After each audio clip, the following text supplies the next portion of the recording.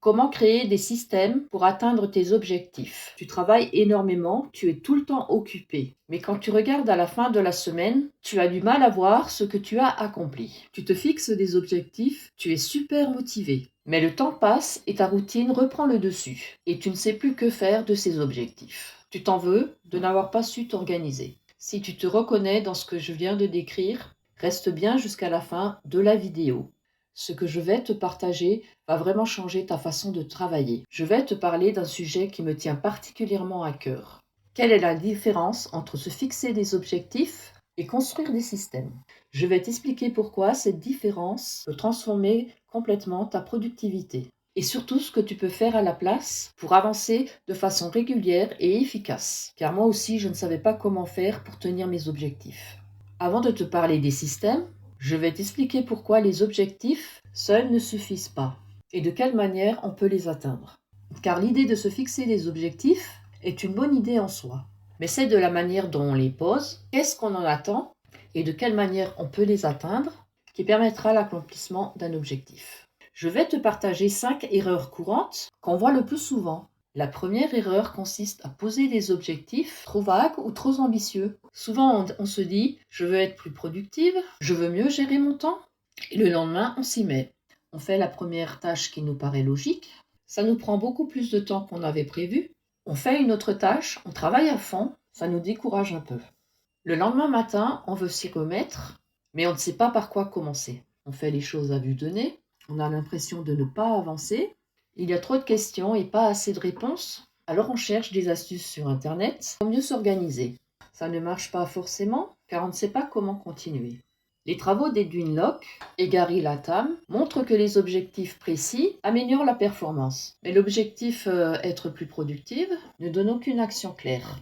Car ton cerveau choisit la facilité, pas la priorité. La deuxième erreur est de se concentrer uniquement sur les résultats. Si je veux publier une vidéo par semaine, je vois à peu près ce qu'il faut faire. Donc je commence par écrire un script et je me rends compte que ce n'est pas aussi simple que je le pensais. Et ça me met une pression. Et cette pression ressentie va me stresser encore plus. Je vais quand même écrire mon deuxième script, même si c'est difficile. Mais le problème, c'est que plus c'est difficile, plus on espace le temps pour écrire un troisième script. Parce qu'on ne sait pas comment s'y prendre pour gérer ce stress. En effet, les recherches de Locke et Latham montrent que l'objectif sans plan précis génère du stress. L'objectif nous paraît clair, mais le chemin est flou. La troisième erreur, c'est de sous-estimer le temps nécessaire pour une tâche précise. Tu bloques 1 heure pour préparer ta présentation, mais tu cherches des idées, tu modifies les diapositives, tu ajustes les mots, 2 heures passent, puis 3. Ce biais a été décrit par Daniel Kahneman et Amos Tversky. Nous sous-estimons presque toujours le temps réel,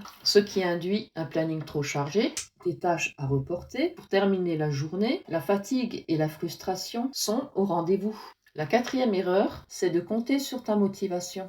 Le lundi matin, tu es motivé et tu es contente de ta journée. Mais le mercredi matin, comme tu as passé une mauvaise nuit, ton énergie chute et se transforme en stress.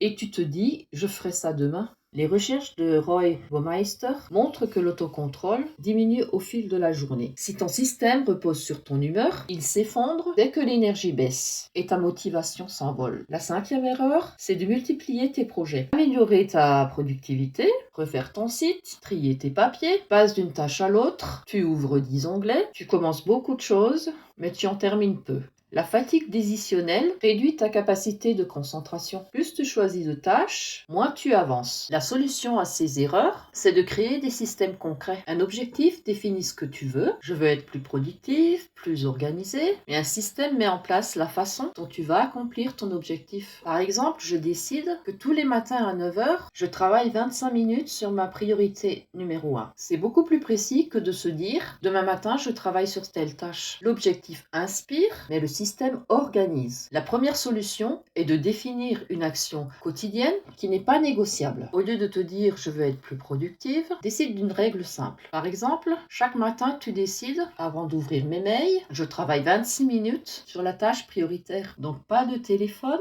pas d'onglet de navigation inutile, juste une tâche. Toujours la même règle, chaque matin de la semaine. Les recherches de Philippa Laily montrent que la répétition dans un contexte stable favorise l'installation d'une habitude.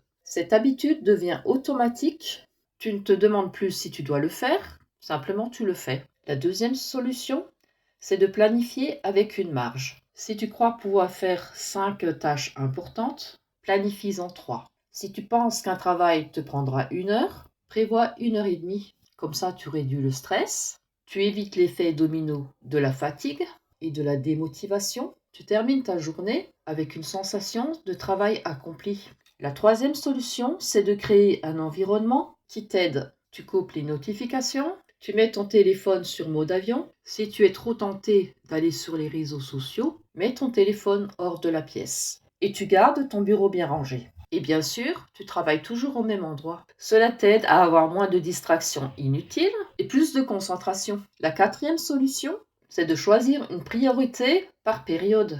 Pendant 3 mois, par exemple, ta priorité sera d'installer ta routine de travail matinale. Tu ne cherches pas à tout optimiser, tu consolides un objectif et une fois que la routine matinale est installée, passe à l'amélioration de ton système. La cinquième solution, c'est de mesurer l'effort et pas uniquement le résultat. Au lieu de mesurer la vidéo terminée, compte le nombre de blocs de travail dans ton agenda qui t'a permis d'arriver à ce résultat. Si tu comptes 4 blocs et 5 blocs la semaine d'après, tu contrôles le processus.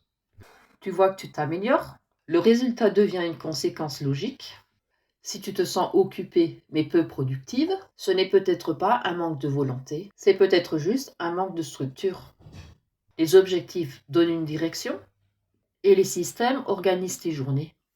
La productivité se construit dans la répétition, pas dans la pression.